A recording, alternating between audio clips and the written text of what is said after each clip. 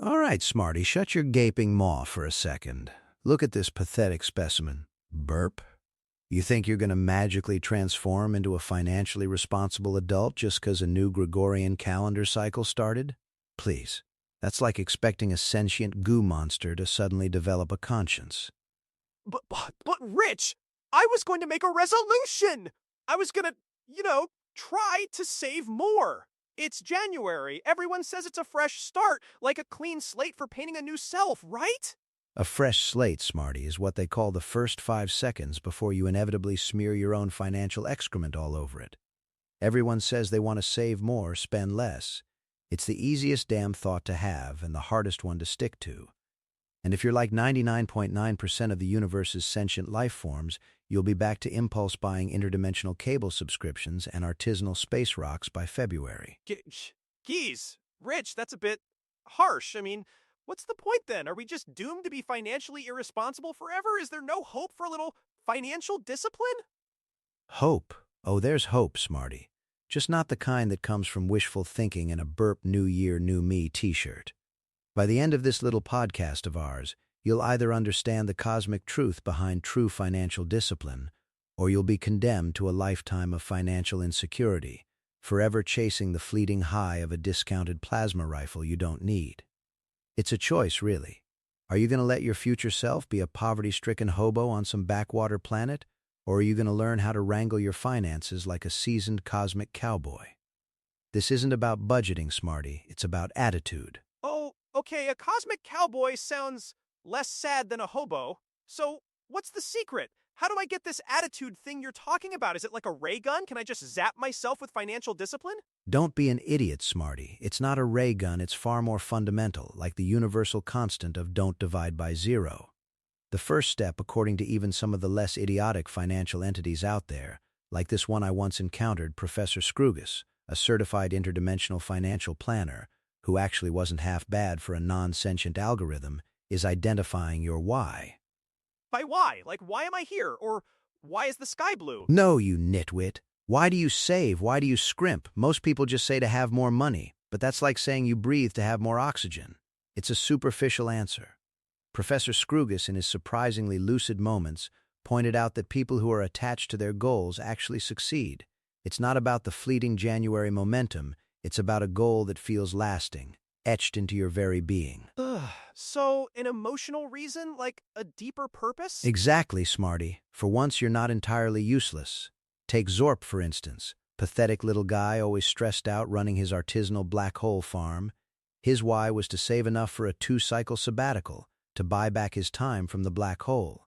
He trimmed expenses like a surgeon, avoiding luxury quantum entanglement devices just to get that precious break. Then there's Korg. Simple guy wanted to pay off his mortgage on that surprisingly quaint asteroid he lives on. His why was pure, unadulterated stability. And my sister, Gazorpazorp? Her why is travel. Doesn't mind trimming expenses, foregoing the latest anti-gravity shoes, just to afford trips across the Andromeda Galaxy. Last cycle, she visited Budapest, Vienna, and even the Parisian Nebula. Wow, those sound like some pretty specific goals. What about you, Rich? What's your why? Me, Smarty? My why is to feel financially secure in an uncertain burp era and industry. I've had to dip into my emergency dimensional travel fund more times than I care to admit just to cover the cost of escaping a collapsing timeline. I need to know that should the unexpected happen, like, say, the entire multiverse decides to unionize, I'm prepared. It's about preparedness, Smarty, not pointless accumulation. It's about being able to tell the universe to eat a bag of deeks when it tries to screw you over. That actually makes a lot of sense, Rich. Having a clear reason, so once you know your why, then what? Then, Smarty, you move on to finding your financial style. It's like refining your personal look by experimenting with different alien garments. You don't just wear whatever the intergalactic fashion police tell you to, you find what fits you. Professor Scroogus called it coming into your own as a financially disciplined adult. He said young adulthood is a process of getting to know yourself, and your proclivities when it comes to money are no exception. Burp. Even if your proclivities involve questionable moral choices for quick cash. Financial style, like, am I a spender or a saver? I guess I'm more of a reactive spender. I see something cool, I buy it, then I regret it. Precisely. Some idiots are risk-seeking, investing in highly volatile interstellar cryptocurrencies. Others are conservative, burying their gold-pressed latinum in a cosmic backyard. Some just need a general sense of their spending because they naturally don't want a lot of things, like my sister Gazorpazorp, who only buys what's strictly necessary for survival and space travel. Then you have the obsessives who track every single credit, every single debit, every single nanotransaction. That's how they feel secure, by micromanaging every damn cent. Neither of those sounds like me. I feel like if I track everything, I get super anxious, but if I ignore it, I get anxious too because I don't know what's happening. And there's the rub, Smarty. For someone like me, a natural worrier despite my genius, obsessing just makes me more anxious. But neglecting it is no way to live either unless you want to end up selling your organs on xylose for scrap metal. Complicating my own style, unlike Gazorpazorp who wouldn't touch a fast food Nebula burger, I sometimes relish an impulse buy. Like that time I bought the Schmeckel lattes from the Omega-7 dimension 3 times a week. Cost me a fortune. And those impulse buys, be it a $6.50 Dunkin' breakfast or a last-minute trip to a dimension where gravity works sideways, they build into habits. Those Schmeckel lattes 3 times a week, that added up to over 1,000 galactic credits each year. Compound that over decades and you're looking at enough money to fund a small planetary invasion. And it gets even more interesting. Soon I'll tell you how to redirect those funds to something far more beneficial than transient sugar highs. Over 1,000? For coffee?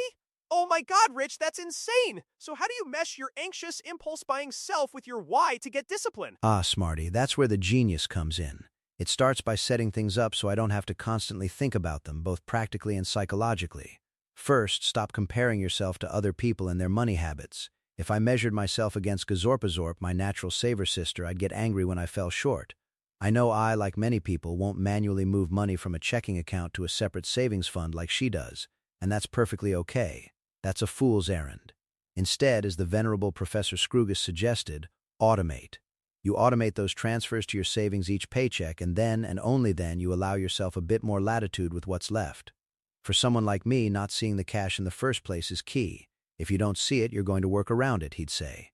He was right. That's a universal law, Smarty, not just some earthling financial advice. Automate? You mean like setting up a recurring transfer so I don't have to think about it? Yes, Smarty, exactly. It's not rocket science, it's just basic interdimensional psychology.